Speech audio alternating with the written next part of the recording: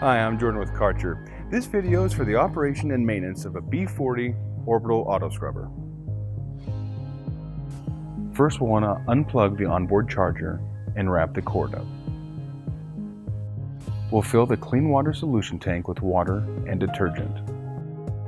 We'll then want to mount the squeegee so we have recovery.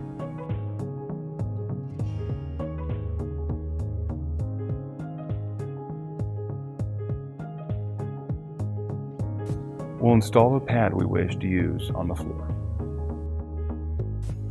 Then we'll transport to the workspace.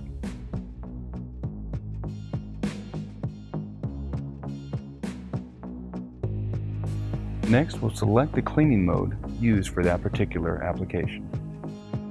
We will adjust the water and speed for the cleaning task.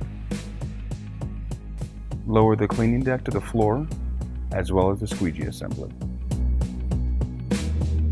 We will then engage the yellow portion of the steering column to activate the auto scrubber. Now we'll rinse the machine and prepare for storage. We will empty the recovery tank and rinse it out and leave it open to air dry. We need to clean the squeegee assembly and prepare it for the next cleaning job. We can then transport it to the storage area. We can plug the charger in and recharge the batteries for the next day's tasks.